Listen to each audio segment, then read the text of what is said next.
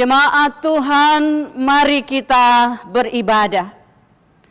Di dalam nama Yesus Kristus Tuhan Anak Allah, Imam besar kami yang agung, yang telah melintasi semua langit, oleh iman kami masuk menghadap tahta kasih karunia Allah, untuk mendapatkan kasih karunia, rahmat dan pertolongan dalam ibadah di saat ini.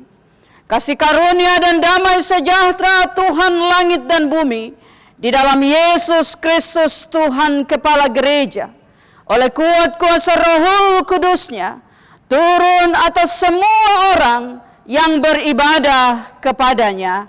Amin. Masih dalam keadaan berdiri, nas pembimbing untuk kita dari surat Kolose pasal yang ketiga, ayat yang ke-23.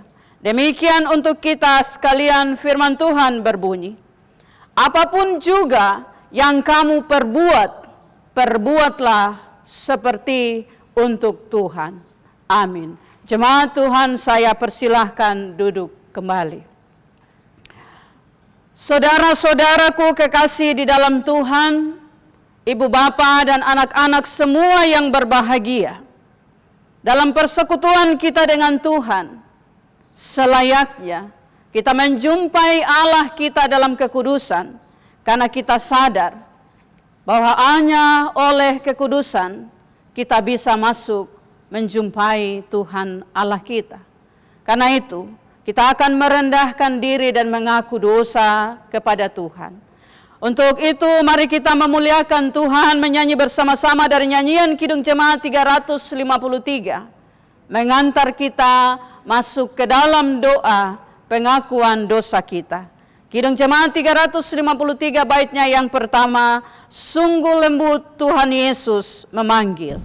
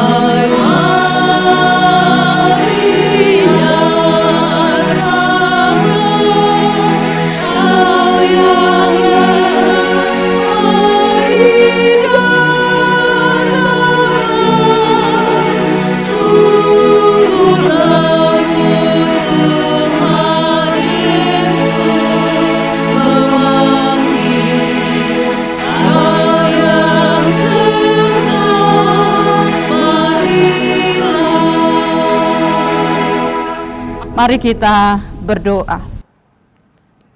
Ya Yesus Kristus Tuhan kami percaya sungguh bukan hanya puji-pujian ini yang mengajak kami untuk menyadari bahwa Tuhan kami dalam kelembutan dan cinta selalu sedia menanti kami, bahkan memanggil kami dalam kasih yang kekal. Sebab Tuhan Yesus sendiri berkata, marilah kepadaku semua yang letih lesu dan berbeban berat, aku akan memberi kelegaan kepadamu. Tuhan, kami datang dalam pengakuan dosa kami saat ini. Ada begitu banyak hal-hal di hidup kami yang membuat kami hidup dalam dosa. Dan dosa itu menjadi beban bagi kami.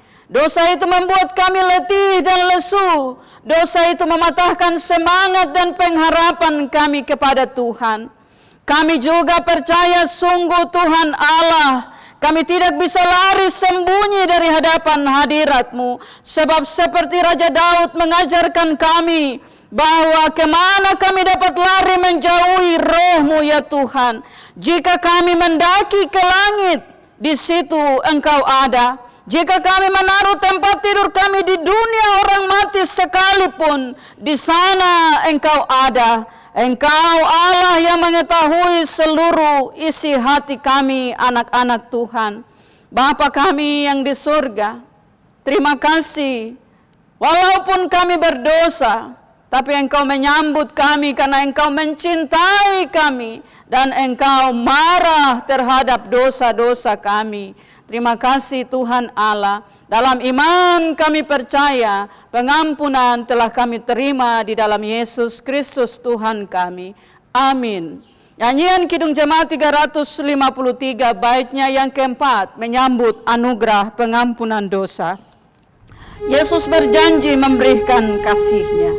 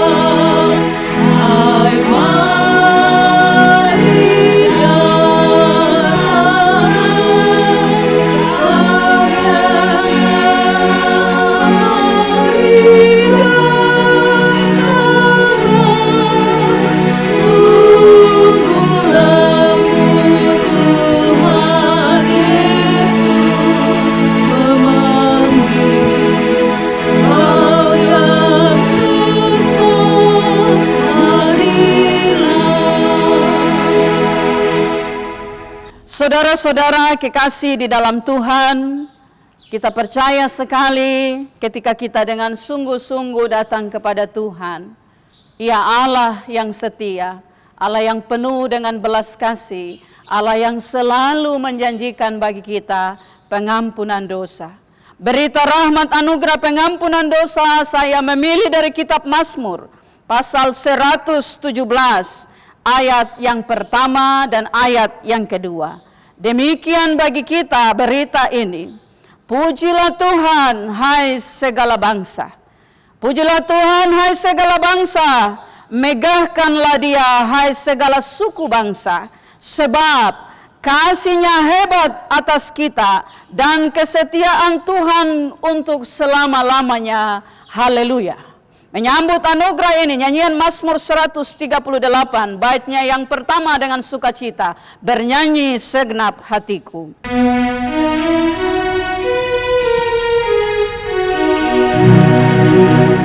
Bernyanyi segenap hatiku, ya Tuhanku, mazmur pujian di muka dewa yang fana.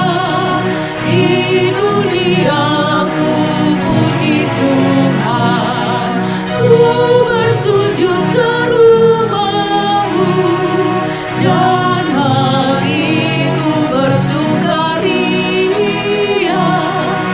memuji nama Tuhanku, yang rahmat-Mu tetap setia. Saudara-saudara kekasih di dalam Tuhan, oleh rahmat dan anugerah kasih Tuhan bagi kita, kita percaya di depan Tuhan menyediakan hidup untuk kita, dan kita mau supaya kita terus berjalan hanya di bawah tuntunan kebenaran hukum Tuhan. Jemaat, saya undang bangkit berdiri.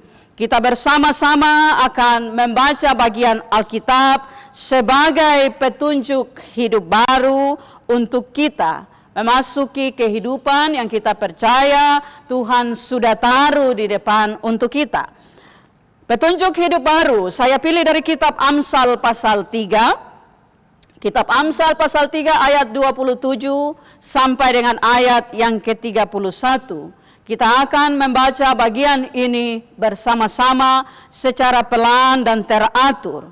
Demikian untuk kita, Alkitab dituliskan, anjuran untuk berbuat baik. 3. Janganlah menahan kebaikan daripada orang-orang yang berhak menerimanya, padahal engkau mampu melakukannya. Janganlah engkau berkata kepada sesamamu, pergilah dan kembalilah, besok akan kuberi, sedangkan yang diminta ada padamu.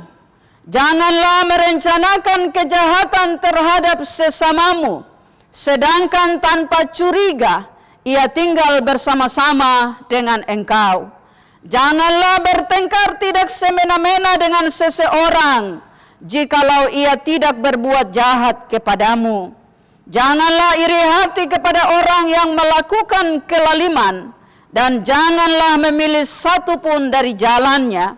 Karena orang yang sesat adalah kekejian bagi Tuhan, tetapi dengan orang jujur ia bergaul erat. Kiranya dengan pertolongan kuasa Roh Kudus kita bisa hidup sesuai dengan petunjuk kebenaran firman Tuhan. Amin. Jemaat, saya persilahkan duduk kembali. Jemaat yang Tuhan Yesus Kristus kasihi, di minggu ini, Minggu 28 Juni, minggu terakhir di bulan Juni, bagian Alkitab dipilihkan untuk kita dari kitab Kisah Para Rasul, pasal yang ke-20, ayat yang ke-17, sampai dengan ayat yang ke-38. Kisah Para Rasul pasal 20 ayat 17 sampai dengan ayat 38. Sebelum kita baca Alkitab dan nanti kita akan dengarkan dalam khotbah, selalu kita berdoa supaya Roh Kudus tolong kita untuk bisa mengerti apa yang ditulis di Alkitab, juga yang apa yang akan disampaikan dalam khotbah. Mari kita berdoa. Allah Tuhan langit dan bumi, kami percaya Alkitab adalah kebenaran-kebenaran yang dituliskan oleh setiap hamba-hambamu yang engkau sendiri ilhami. Sebab itu kami percaya segala tulisan yang diilhamkan oleh Allah bermanfaat untuk mengajar kami, bermanfaat untuk menegur kesalahan kami, bermanfaat untuk menguatkan kami, bermanfaat untuk menuntun kami ke jalan yang Tuhan kehendaki. Hidupkanlah Roh Tuhan dalam kami, supaya kami sanggup menemukan seluruh manfaat itu dalam firman Tuhan yang akan kami baca dan kami dengar di ibadah ini. Dalam nama Tuhan Yesus Kristus firman yang hidup, kami percaya dan berdoa oleh pertolongan Roh Kudus. Amin. Jemaat kekasih Kristus, Bapak, Ibu, dan anak-anak semua yang Tuhan Yesus kasihi, saya akan baca untuk kita, dan biasanya itu di layar TV ada bagian teks itu juga ditulis, tapi juga pasti kita ada punya Alkitab, karena itu kita boleh mengikut membaca masing-masing.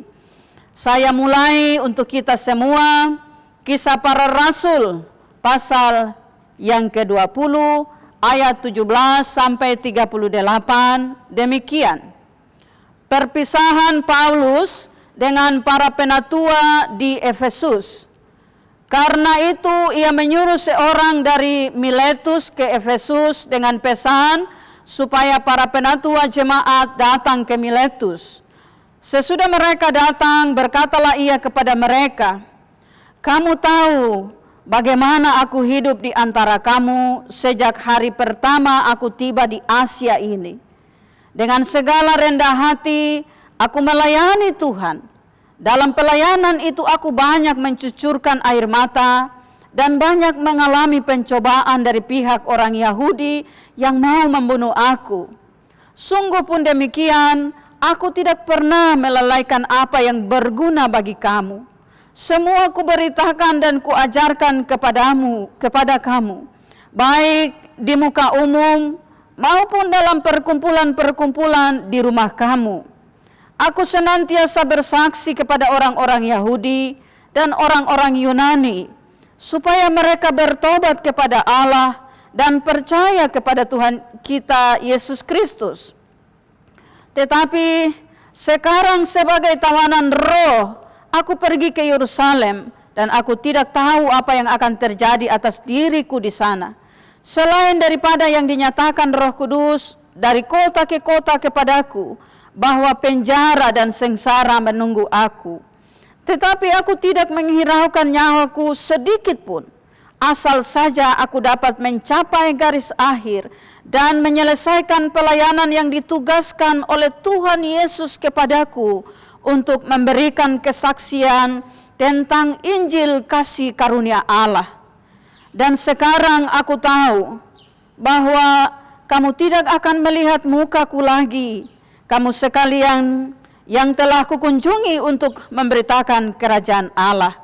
Sebab itu, pada hari ini, aku bersaksi kepadamu bahwa aku bersih, tidak bersalah terhadap siapapun yang akan binasa. Sebab aku tidak lalai memberitakan seluruh maksud Allah kepadamu. Karena itu, jagalah dirimu dan jagalah seluruh kawanan, karena kamulah yang ditetapkan Roh Kudus menjadi penilik untuk menggembalakan jemaat Allah yang diperolehnya dengan darah anaknya sendiri. Aku tahu bahwa sesudah aku pergi, serigala-serigala yang ganas akan masuk ke tengah-tengah kamu dan tidak akan menyayangkan kawanan itu. Bahkan dari antara kamu sendiri akan muncul beberapa orang yang dengan ajaran palsu, mereka berusaha menarik murid-murid dari jalan yang benar dan supaya mengikut mereka. Sebab itu, berjaga-jagalah dan ingatlah bahwa aku 3 tahun lamanya, siang, malam, dengan tiada henti-hentinya, menasehati kamu masing-masing dengan mencucurkan air mata. Dan sekarang, aku menyerahkan kamu kepada Tuhan dan kepada firman kasih karunia-Nya, yang berkuasa membangun kamu dan menganugerahkan kepada kamu bagian yang ditentukan bagi kamu semua orang yang telah dikuduskannya. Perak atau emas atau pakaian tidak pernah aku ingini dari siapapun juga. Kamu sendiri tahu bahwa dengan tanganku sendiri aku telah bekerja untuk memenuhi keperluanku dan keperluan kawan-kawan seperjalananku.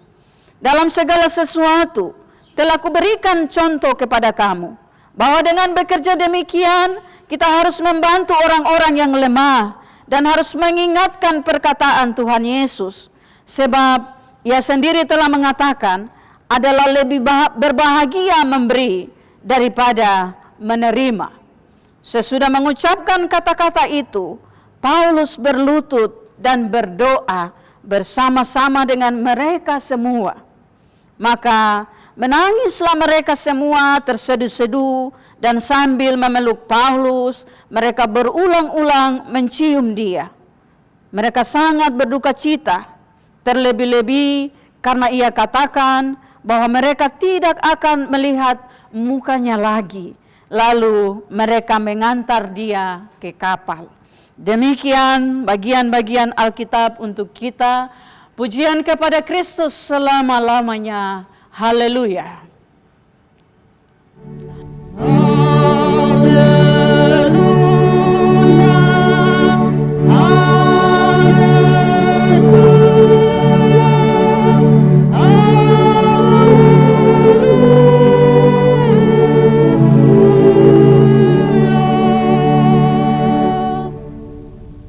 Jemaat Tuhan, kita akan memberikan persembahan syukur. Untuk mengiringi pemberian persembahan, kita menyanyi dari nyanyian rohani 133, baitnya yang pertama, sambil persembahan kita berikan. Nyanyian rohani 133, baitnya yang pertama, jiwa puji Raja Sorga, bawa persembahanmu.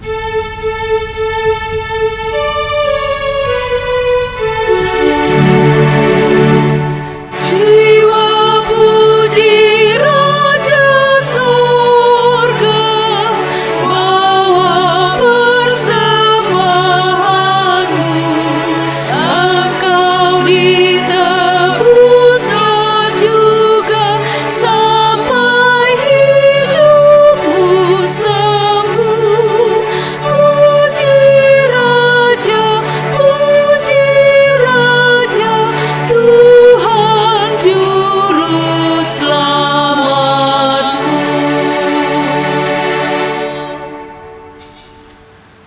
Jemaat yang Yesus Kristus kasihi, kita akan datang ke dalam bagian kebenaran firman Tuhan dalam khotbah di minggu pagi hari ini.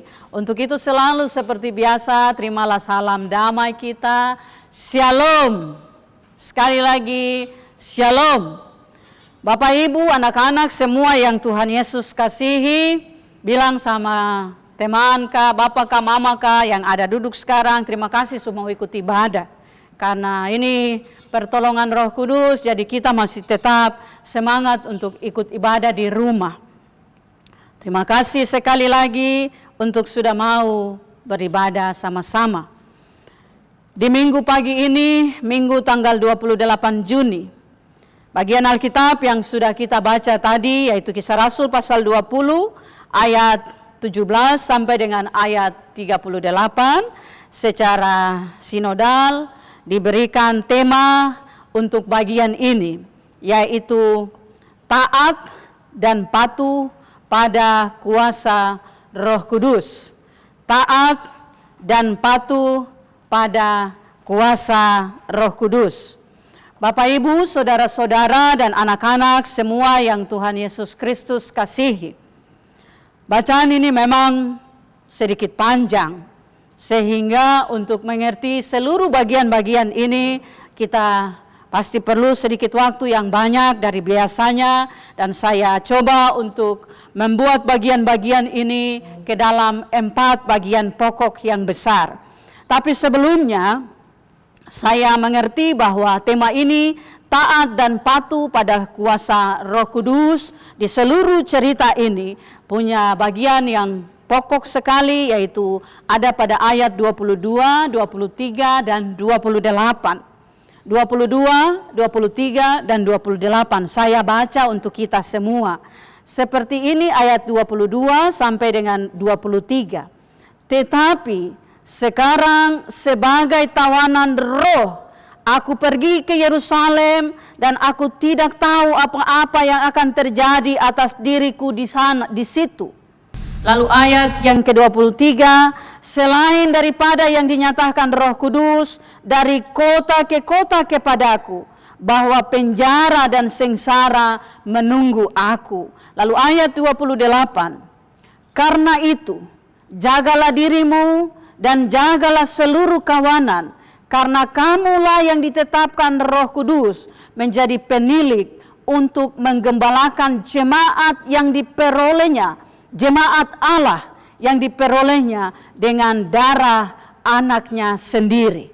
Nah, saudara-saudara kekasih di dalam Tuhan, Bapak, Ibu, anak-anak semua, bagian ini memang kalau kita baca secara khusus ini sepertinya ditujukan oleh Rasul Paulus kepada para penatua di Efesus. Dalam pelayanan Rasul Paulus, dia sudah cerita waktu dia mulai di Asia, bagaimana dia punya nasihat dan hidup bersama-sama dengan orang-orang di Efesus. Nah, sesungguhnya kata yang dipergunakan untuk penatua dalam bagian ini bukan hanya secara khusus untuk penatua, tetapi ini untuk para pemimpin agama.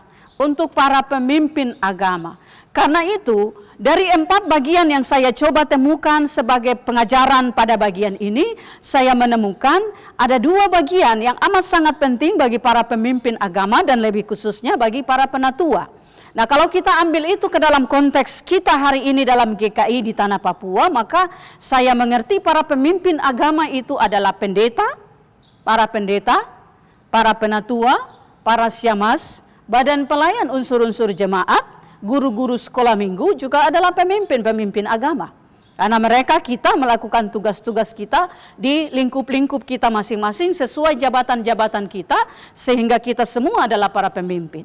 Nah, saudara-saudara yang kekasih di dalam Tuhan, bagian pengantar ini saya tidak akan bicara banyak, tapi saya ingin mengajak kita masuk ke dalam 4 bagian dari seluruh bagian yang saya pahami di bacaan ini. Bagian yang pertama, kalau kita datang kepada temanya, yaitu bagaimana kita belajar untuk melihat taat dan patuh pada kuasa Roh Kudus.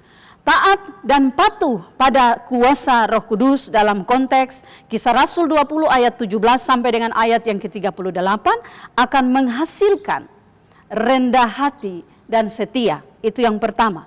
1, rendah hati dan setia. Taat dan patuh pada Roh Kudus juga akan menghasilkan pengertian. Orang akan mengerti. Yang kedua adalah mengerti dan tahu tujuan iman dan pelayanan. Tahu dan mengerti tujuan iman dan pelayanan. Yang ketiga, taat dan patuh pada kuasa Roh Kudus akan menolong untuk siap menerima resiko iman dalam pelayanan. Siap menerima resiko iman dalam pelayanan. Itu yang ketiga. Dan yang keempat adalah ketika orang taat dan patuh pada kuasa Roh Kudus, ia akan menjadi contoh dalam segala hal yang baik. Nah, ini 4 bagian besar yang saya coba temukan, coba pahami dalam tema taat dan patuh pada kuasa Roh Kudus. Dari Kisah Para Rasul pasal 20 ayat 17 sampai dengan ayat yang ke-38. Mari kita mulai satu persatu dengan belajar pada bagian-bagian ini. Rendah hati dan setia. Saudara-saudara kekasih Bapak Ibu dan anak-anak yang Tuhan Yesus Kristus kasihi. Rasul Paulus waktu panggil para penatua dari Efesus itu, pasti saya bayangkan mereka ada di pelabuhan karena kapal masih ada di situ dan Rasul Paulus sudah mulai mau berangkat. Jadi Rasul Paulus kasih nasihat untuk mereka. Lalu rendah hati dan setia itu Rasul Paulus mulai di ayat yang 19. Demikian Rasul Paulus bilang, dengan segala rendah hati aku melayani Tuhan. Taat dan patuh pada kuasa Roh Kudus. Kita tahu ada buah-buah roh yang sudah kita belajar beberapa minggu yang lalu. Bahkan kita juga pasti akan selalu membaca itu. Tapi satu di bagian ini yang kita mau belajar tentang rendah hati. Nah, saudara-saudara, rendah hati dalam ilmu-ilmu teologi, kerendahan itu adalah salah satu dasar dari yang namanya teologi inkarnasi atau teologi yang membuat Allah kemudian berubah dari Allah yang adalah roh, Allah pencipta, kepada Allah yang adalah penebus di dalam Yesus Kristus, atau Allah yang menebus kita, Allah anak itu, dan itu ada di dalam teologi inkarnasi. Teologi inkarnasi itu seperti apa? Di Filipi pasal 2 ayat 8 itu sangat jelas sekali. Itu bagiannya. Rasul Paulus menulis demikian. Filipi 2 ayat yang ke-8. Dan dalam keadaan sebagai manusia, ia telah merendahkan dirinya dan taat sampai mati, bahkan sampai mati di kayu salib. Rendah hati, merendahkan diri, membuat Allah yang adalah Tuhan itu merubah wujudnya lalu datang dalam rupa manusia. Bahkan dalam rupa manusia ia merendahkan dirinya sampai mati di kayu salib. Nah, saudara-saudara yang kekasih di dalam Tuhan kita Yesus Kristus, ini nasihat yang luar biasa. Kalau kita sebagai para penatua, syemasi, pendeta, guru sekolah minggu, pekerja di gereja, mari kita pegang satu bagian ini, rendah hati. Bapak Ibu saudara-saudara, para majelis jemaat yang ada lihat siaran ini, saya harap dengar baik-baik. Sebab rendah hati bukan hanya sifat sosial yang diharapkan dimiliki oleh kita manusia, tapi rendah hati menjadi satu kunci sukses dari pekerjaan pemberitaan Injil dan pekabaran Injil. Dan itulah yang Rasul Paulus bilang, dengan rendah hati saya melayani Tuhan. Saudara-saudara, saya ingin mengajak kita untuk ambil bagian ini. Rendah hati itu amat sangat penting. Di dalam hidup kita tiap-tiap hari, kita punya banyak filosofi. Saya pinjam satu filosofi Indonesia yang bilang begini, belajarlah pada padi. Padi itu semakin menguning, semakin merunduk, semakin berisi, semakin menunduk. Nah, rendah hati punya hubungan dengan pengetahuan kita, status kita. Bagaimana kita belajar untuk merendahkan diri, merendahkan hati kita untuk pekerjaan pelayanan itu.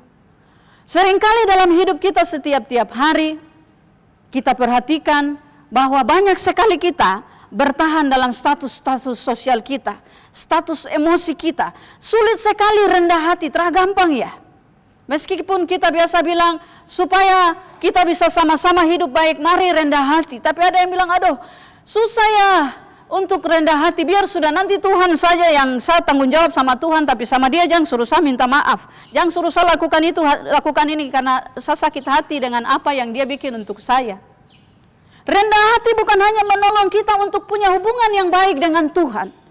Tapi Bapak Ibu masih ingat dalam khotbah di minggu yang lalu, bahwa rendah hati itu adalah satu karunia yang juga menolong kita untuk membangun hubungan kita dengan sesama kita. Rendah hati menolong kita untuk melakukan pekerjaan pelayanan dengan sungguh-sungguh. Melakukan pekerjaan pelayanan dengan rela hati, itu yang dibutuhkan. Karena itu kalau Rasul Paulus kasih nasihat pada bagian ini, mari kita belajar untuk berjuang melakukan pekerjaan pelayanan ini dengan rendah hati. Mungkin kita adalah orang yang punya pengetahuan tinggi, titel banyak. Kita adalah orang yang punya status sosial tinggi. Tapi saudara-saudara, rendah hati itu mengajar kita untuk lepas semua status kita. Lalu kita hanya bekerja untuk melayani Tuhan. Demikian dalam hidup rumah tangga. Rendah hati bisa menyelesaikan banyak sekali perkara. Rendah hati bisa menyelesaikan banyak sekali masalah. Sebab apa? Bukan berarti kita tidak mau untuk menunjukkan bahwa kita pintar. Tapi kita semua sudah tahu, mengalah bukan berarti kalah. Rendah hati bukan berarti tidak tahu apa-apa. Tapi rendah hati memberi ruang untuk ada damai. Rendah hati memberi ruang untuk ada penyelesaian masalah. Saya dengar satu nasihat yang baik sekali dari seorang tua yang mau berusaha supaya anaknya bisa berbalik pada orang tua ini. Salah satu konsep rendah hati menolong orang tua ini untuk bilang, saya orang tua pernah menjadi anak, anak belum pernah menjadi orang tua. Orang tualah yang pernah menjadi anak. Karena itu orang tua pasti tahu bagaimana keadaan anak itu. Tapi anak tidak akan pernah tahu bagaimana keadaan orang tua. Karena dia belum pernah menjadi orang tua. Kita orang tua yang pernah menjadi anak. Sehingga situasi merendahkan diri dari orang tua, rendah hati dari orang tua untuk menolong anak itu bisa tumbuh. Tapi di zaman sekarang ini kita bilang banyak pengetahuan semakin tinggi, banyak pengetahuan semakin hebat, sehingga orang bilang hampir mirip seperti tua-tua keladi atau tua-tua seperti kelapa tua. Semakin tua semakin kering, kepala semakin keras. Jadi orang biasa bilang, ya seorang tua baru macam tidak bisa mengerti, karena itu tua-tua seperti kelapa tua. Tapi mari kita belajar supaya kerendahan hati itu bisa sama seperti padi.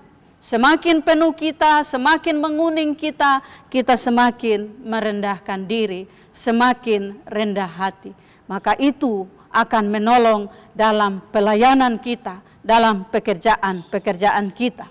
Rasul Paulus kemudian juga melakukan semua itu dalam kesabaran, rendah hati, sabar, dan setia.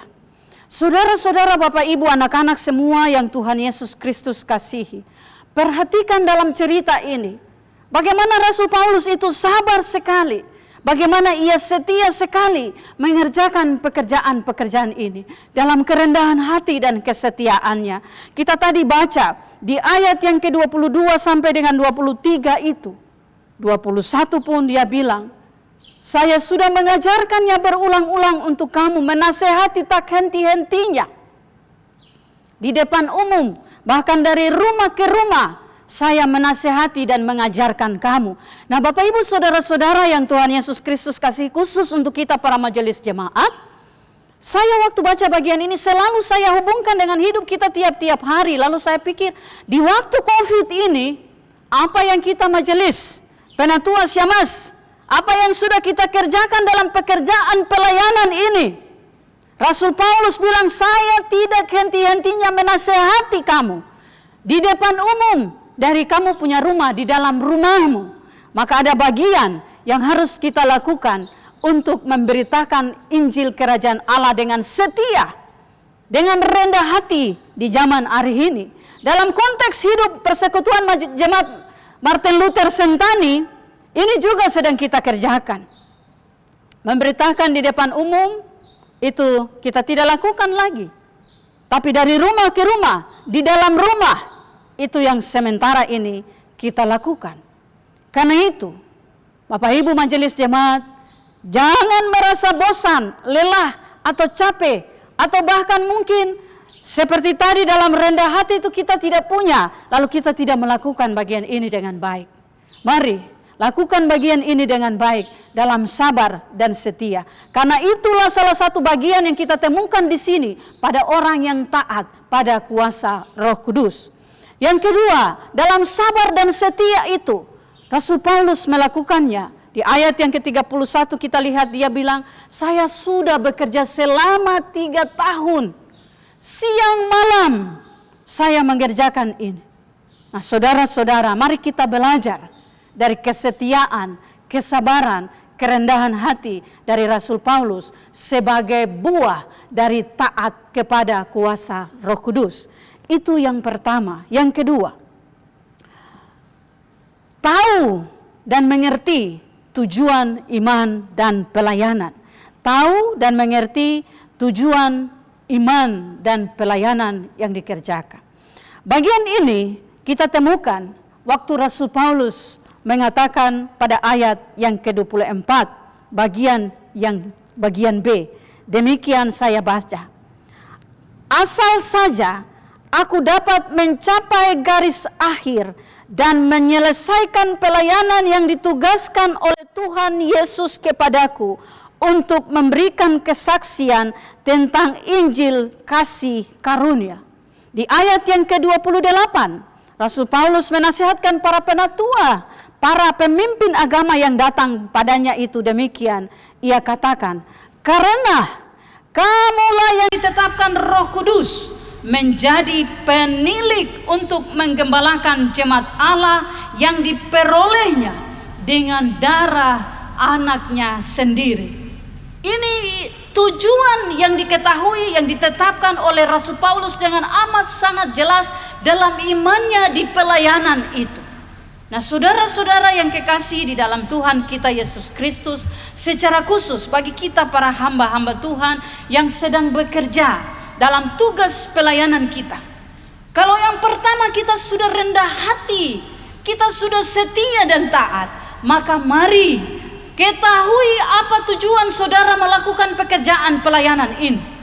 Jangan kerja asal-asalan, jangan kerja tanpa tujuan. Sehingga kita kerja seperti orang yang datang dan pergi begitu saja. Lalu lagu yang bunyi, kau datang dan pergi sesuka hatimu. Itu bisa jadi ada di antara kita para majelis, penatua, syamah, pendeta yang melakukan sesuatu sesuka hatinya tanpa tahu tujuan yang dikerjakannya. Nah bagian ini penting sekali. Sekali lagi, ini nasihat untuk para pemuka agama atau pemimpin agama, penatua, syamas, pelayan jemaat. Sehingga mari kita perhatikan ayat yang ke-28 tentang tujuan kita dalam iman dan pelayanan ini. Yaitu kita, kamu yang ditetapkan oleh Roh menjadi penilik untuk menggembalakan jemaat Allah. Karena itu mereka ini, jemaat Allah, diperoleh oleh Allah melalui darah anaknya Yesus Kristus. Setiap orang yang punya iman kepada Allah dalam hidupnya harus tahu dengan pasti apa tujuan imannya, bagaimana ia menetapkan imannya. Demikian juga keluarga-keluarga kita, bapak, ibu, anak-anak, semua yang kita lakukan dalam pelayanan pemberitaan firman Tuhan, pelayanan untuk terhubung dengan Tuhan harus jelas. Pasti kita tahu untuk apa. Sehingga kita tidak hanya asal saja ibadah, kita tidak hanya asal saja berdoa, tapi kita punya tujuan yang mau kita capai. Kita tahu tujuannya apa, lalu kita sungguh-sungguh setia, kita sungguh-sungguh sabar, kita sungguh-sungguh rendah hati untuk mencapai tujuan-tujuan iman kita. Yang berikut, yang ketiga yang mau kita belajar. Bagian ini sekarang sifatnya terbuka untuk semua orang yang beriman kepada Yesus Kristus. Kalau yang pertama dan kedua tadi lebih kepada para penatua, syemasi, pendeta, para pemuka agama, pekerja dalam gereja, jemaat Tuhan. Yang ketiga adalah siap menerima konsekuensi iman. Siap menerima konsekuensi iman. Dari ayatnya yang ke-19 sampai dengan ayat yang ke-38, Rasul Paulus menceritakan semua konsekuensi itu. Rasul Paulus bilang, saya banyak mencucurkan air mata. Saya mengalami pencobaan fisik, bahkan orang Yahudi mau bunuh saya. Saya menerima berbagai tantangan-tantangan yang berat. Tapi saya tetap berjuang di dalam Tuhan. Nah, Bapak Ibu, anak-anak semua yang Tuhan Yesus Kristus kasihi. Hari ini, dalam situasi COVID-19, tidak pergi ibadah di gereja, itu juga tantangan yang berat. Ibadah di rumah saja, itu juga tantangan yang berat. Sebab banyak orang mulai bilang, aduh, tuh setelah ibadah lama di gereja macam rasa sulain ya. Tuh ibadah lama di gereja ini telah ketemu keluarga, saudara-saudara yang lain. Yang di rumah itu saja yang ketemu bosan ya. Kapan tuh sembahyang di gereja Itu tantangan terhadap iman kita yang bertahan hari ini, yang berjuang hari ini untuk tetap terus ada bersama dengan Tuhan. Bapak Ibu majelis jemaat, tantangan kita untuk melakukan pemberitaan Injil, pekerjaan pelayanan ini. Saya waktu siap khotbah ini, saya baca terus saya rasa malu ya. Saya malu sama Rasul Paulus. Saya malu pada rasul-rasul yang pertama-pertama berjuang dalam kekuatan mereka. Saya juga malu untuk sapu teman-teman di pedalaman. Malu untuk teman-teman yang ada di pesisir-pesisir pedalaman. Malu untuk mereka yang terima banyak tantangan. Kita hari ini apa tantangan kita? Menurut saya tidak ada tantangan yang terlalu berat sampai orang mau bunuh kita, terada. Menurut saya Bapak Ibu hari ini tinggal start motor naik pergi ke majelis rumah cukup. Tidak ada yang susah. Sehingga kalau kita bilang tantangan di masa COVID pandemi ini berat, maaf, menurut saya tidak ada. Karena itu, saya anjurkan baca kisah para rasul ini dengan sungguh-sungguh supaya kita para pelayan hari ini, di zaman yang gampang ini, di zaman yang enak ini, tahu bahwa penderitaan itu untuk melayani amat sangat susah dalam kenyataan di kitab ini. Hari ini kita orang-orang Kristen yang percaya pada Yesus Kristus di Papua ini, terada ya tantangan untuk kita. Terada yang larang kita untuk pergi sembahyang. Tidak ada yang lempar kita ke rumah dengan batu waktu tong ibadah di rumah. Tidak ada. Yang menjadi tantangan adalah diri kita sendiri yang tidak setia, yang tidak taat, yang tidak rendah hati pada Tuhan. Itulah tantangan bagi kita. Nah, saudara-saudara, untuk Bapak Ibu majelis jemaat yang melakukan pekerjaan ini, untuk saya pendeta, Rasul Paulus tidak hanya kasih tahu tantangan yang berat itu saja, tapi Rasul Paulus juga kasih kekuatan. Rasul Paulus juga kasih tahu ada kekuatan yang akan menolong kita untuk melakukan pekerjaan ini. Ayat 30 bagian itu Rasul Paulus ceritakan. Ayat yang ke-29 sampai dengan ayat yang ke-30 dia bilang begini. Aku tahu bahwa sesudah aku pergi, serigala-serigala yang ganas akan masuk ke tengah-tengah kamu dan tidak akan menyayangkan kawanan itu. Bahwa dari antara kamu sendiri akan muncul beberapa orang yang dengan ajaran palsu mereka berusaha menarik murid-murid yang lain yang benar dan supaya mengikut mereka. Itu tantangan. Nah, tantangan itu dari dalam diri kita sendiri, dari dalam lingkungan kita sendiri ada hari ini. Seperti itu yang telah saya katakan tadi. Tapi supaya kita tetap kuat, kita supaya tetap tahan di dalam Tuhan, ketika ada tantangan itu datang, ayat 32 Rasul Paulus kasih tahu.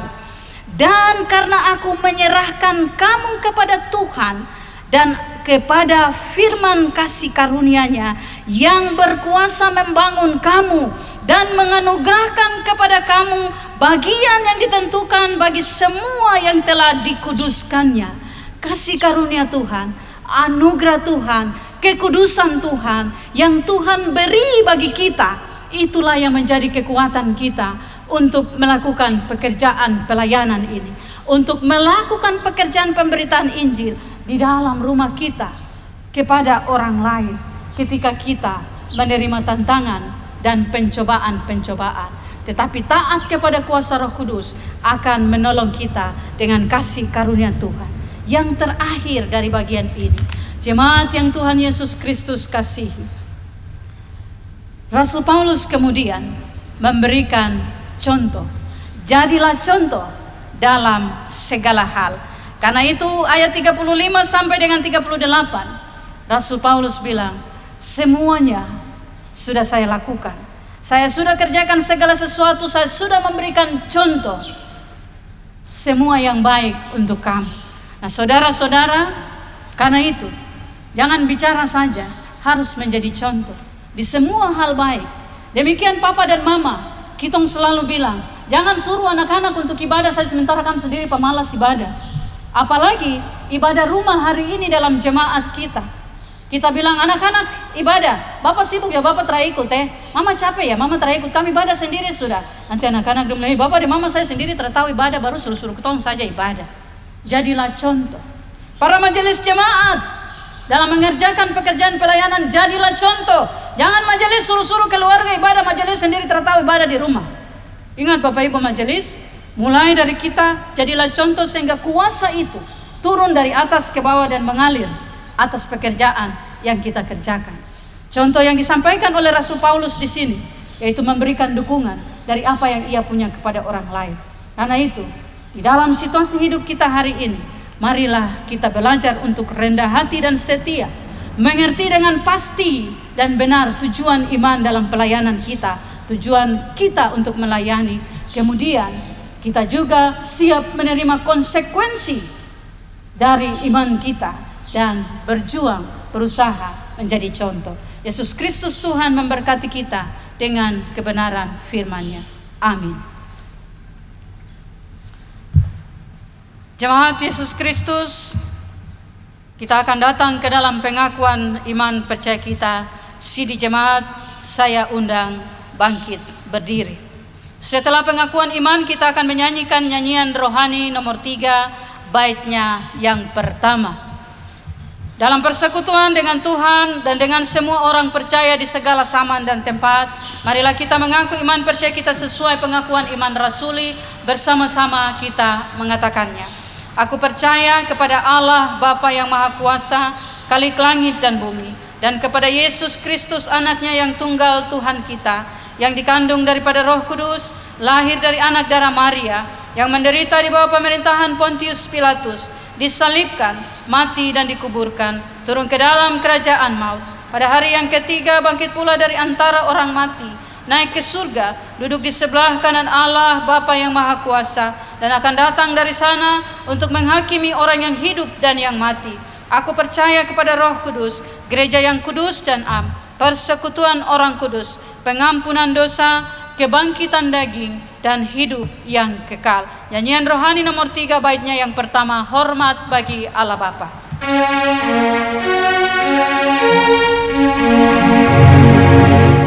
Hormat bagi Allah Bapa, hormat bagi anaknya, hormat bagi Roh penghibur, ketiganya yang esa.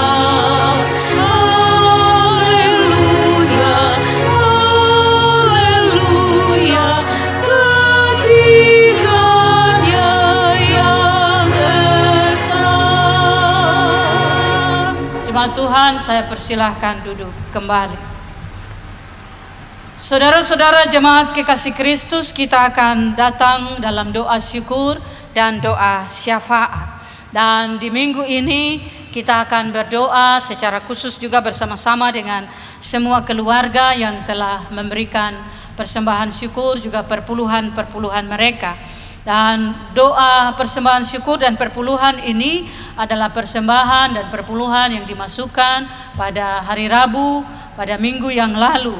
Sebab streaming ini kita sudah ambil di minggu tanggal 21, sehingga jemaat Tuhan yang memberikan persembahan syukur, perpuluhan kita doakan di minggu tanggal 28 ini. Saya menyampaikan demikian keluarga-keluarga yang memberikan persembahan syukur secara khusus. Keluarga Losong, keluarga tanpa nama di kelompok 11, keluarga M. Sinaga di kelompok 10, seorang pemuda di kelompok 10, juga seorang pemuda lagi di kelompok 10, dua keluarga yang tidak menyebutkan nama, yang satu di kelompok 9 dan satu di kelompok 12. Keluarga Rumkabu atas ulang tahun anak Gamaliel Rumkabu. Keluarga Ruben Tambolan di kelompok 6 atas berkat Tuhan. Dan Ibu Lolo Payung di kelompok 6. Keluarga Pesaragi di kelompok 9. Persepuluhan. Ada 3 orang atau pribadi yang memberikan persepuluhan tanpa menyebutkan nama, 2 di kelompok 3 dan 1 tidak menyebutkan kelompok. 2 orang pribadi juga, seorang pemudi di kelompok 1 dan seorang ibu di kelompok 10. Keluarga Mama Janda Estamaela, keluarga atau saudari Ibu FIS di kelompok 1, keluarga di kelompok 10, keluarga Abu, keluarga Janda Mangga Pro, keluarga Egaspers di kelompok 11, seorang pemuda di kelompok 11, saudari Lili Siraya, satu keluarga di kelompok 11, seorang pemudi di kelompok 11 juga, keluarga Lena Amo di kelompok 4, satu keluarga di kelompok 7, keluarga Ridomai di kelompok 7, keluarga Pendeta Nota Nubun, Ibu Ludia Lolo Payung di kelompok 6, dan keluarga Pesaragi kelompok 9, serta satu keluarga juga di kelompok 9 yang tidak menyebutkan nama. Kita percaya ada banyak keluarga dan pribadi yang memberikan bagi Tuhan dalam tanggungan-tanggungan pada iuran sidi jemaat atau juga tanggung jawab untuk pekerjaan pembangunan rumah Tuhan. Kita berdoa untuk situasi hidup jemaat hari ini. Secara khusus dalam jemaat GKI Martin Luther Sentani, kita yang masih melakukan ibadah di rumah-rumah kita, juga ibadah-ibadah hari Minggu. Kita berdoa untuk situasi new normal yang masih kita jalani ya, atau yang telah kita jalani hari ini, supaya setiap kita anggota masyarakat menjalaninya dalam ketaatan kepada Tuhan yang kelihatan dalam ketaatan kepada pemerintah. Kita berdoa untuk seluruh jemaat dalam GKI di tanah Papua yang sudah melakukan ibadah-ibadah di rumah, di gereja, supaya bagian-bagian ini terus menjadi kekuatan dalam pertumbuhan hidup jemaat Tuhan. Saudara-saudara, kita akan berdoa bersama-sama berdasarkan doa Rasul Paulus pada surat Efesus pasal 3. Efesus pasal 3 ayat yang ke-16 sampai dengan ayat yang ke-21. Efesus pasal 3 ayat 16 sampai ayat 21. Kita berdoa bersama-sama secara pelan dan teratur. Kita membacanya seperti berdoa. Mari kita berdoa. Aku berdoa supaya Ia menurut kekayaan kemuliaannya menguatkan dan meneguhkan kamu oleh Roh-Nya di dalam batinmu, sehingga oleh imanmu Kristus diam di dalam hatimu dan kamu berakar serta berdasar di dalam kasih. Aku berdoa supaya kamu bersama-sama dengan segala orang kudus dapat memahami betapa lebarnya dan panjangnya dan tingginya dan dalamnya kasih Kristus, dan dapat mengenal kasih itu sekalipun ia melampaui segala pengetahuan. Aku berdoa supaya kamu dipenuhi di dalam seluruh kepenuhan Allah. Bagi Dialah yang dapat melakukan jauh lebih banyak daripada yang kita doakan atau pikirkan, seperti yang ternyata dari kuasa yang bekerja di dalam kita. Bagi Dialah kemuliaan di dalam jemaat dan di dalam Kristus Yesus turun-temurun sampai selama-lamanya. Amin. Jemaat Kristus Yesus, kita akan mengakhiri ibadah ini. Nyanyian rohani 153, kita akan pujikan bait pertama dan bait kedua dalam keadaan berdiri. Jemaat, saya undang bangkit berdiri. Nyanyian rohani 153, kita pujikan untuk menerima berkat Tuhan.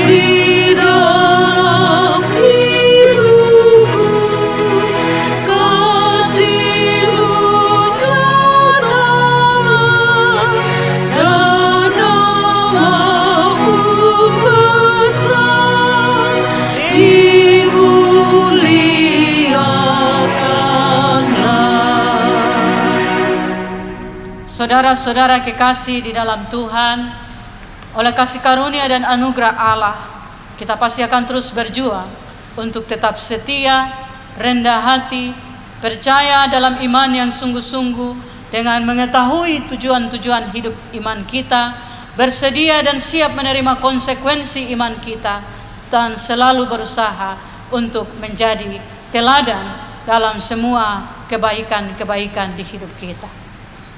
Pulanglah dengan damai sejahtera dan terimalah berkat Tuhan. Allah Tuhan langit dan bumi, di dalam Yesus Kristus Juru Selamat kita, oleh kebesaran kuasa Rohul Kudus-Nya, memenuhi kita, melindungi kita, menaungi kita, dan menuntun kita hidup dalam kuasa Roh Kudus hari ini sampai selama-lamanya.